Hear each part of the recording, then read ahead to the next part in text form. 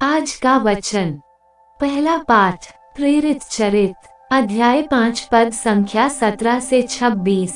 ये सब देखकर प्रधान याजक और उसके सब संगी साथी अर्थात सदृकी संप्रदाय के सदस्य ईर्ष्या से जलने लगे।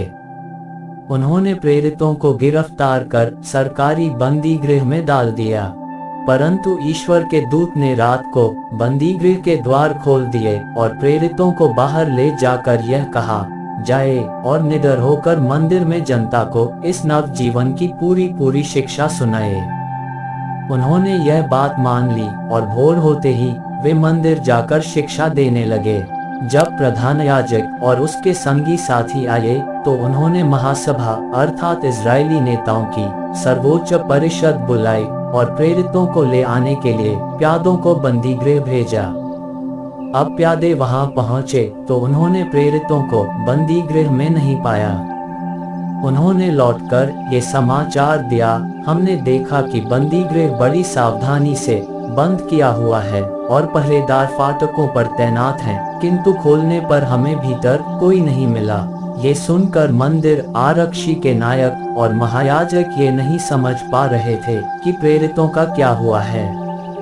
इतने में किसी ने आकर उन्हें ये समाचार दिया, देखिए आप लोगों ने जिन व्यक्तियों को बंदी गृह में डाल दिया वे मंदिर में जनता को शिक्षा दे रहे हैं। इस पर मंदिर का नायक अपने प्यादों के साथ जाकर प्रेरितों को ले आया। वे प्रेरितों को बलपूर्वक नहीं लाए, क्योंकि वे लोगों से डरते थे कि कहीं हम पर पथराव न करें। यह प्रभु की वाणी है। सुसमाचार संत यूहन्ना अध्याय 3 पद संख्या 16 से 21। ईश्वर ने संसार को इतना प्यार किया कि उसने उसके लिए अपने इकलौते पुत्र को अर्पित कर दिया, जिससे जो उसमें विश्वास करता है उसका सर्वनाश न हो बल्कि अनंत जीवन प्राप्त करे। ईश्वर ने अपने पुत्र को संसार में इसलिए नहीं भेजा कि वह संसार को दोषी ठहराए, उसने उसे इसलिए भेजा है कि संसार उसके द्वारा मुक्ति प्राप्त करे। जो पुत्र में विश्वास करता है वह दोषी नहीं ठहराया जाता है, जो विश्वास नहीं करता वह दोषी ठहराया जा चुका है, क्योंकि वह ईश्वर के इकलौते पुत्र के नाम में विश्वास नहीं करता। दंडाज्ञा का कारण यह है कि ज्योति संसार में आई है और मनुष्यों ने ज्योति की अपेक्षा अंधकार को अधिक पसंद किया, क्योंकि उनके कर्म बुरे थे। जो बुराई करता है वह ज्योति से बैर करता है और ज्योति के पास इसलिए नहीं आता कि कहीं उसके कर्म प्रकट न हो जाएं। किंतु जो सत्य पर चलता है वह ज्योति के पास आता है, जिससे ये प्रकट हो कि उसके कर्म ईश्वर की प्रेरणा से हुए हैं। यह प्रभु का पवित्र सुसमाचार है।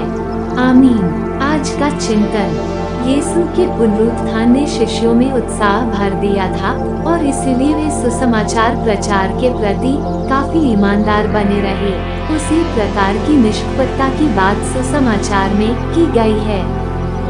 साधारण लोगों की अर्धज्ञानी विश्वास कलीसिया की मूलभूत अमानत है और यही वजह है कि वे परिस्थितियों को सही रूप में समझकर उन्हें नामांकित भी करते हैं। पर इसके बावजूद भी बहुत से ऐसे लोग हैं जो कलीसिया या ख्रीस्त का बहिष्कार करते हैं, जिन्हें अंधकार पसंद करने वाले के नाम से जाना जाता है। जो सत्य की खोज करते हैं वे निश्चय ही ख्रीस्त के प्रकाश से प्रकाशित किए जाते हैं, यद्यपि वे उनसे अनभिज्ञ क्यों न हो। उनकी इच्छा को स्वीकार करने वाले विश्वासी अवश्य ही उनकी संगति को प्राप्त करेंगे। आमीन।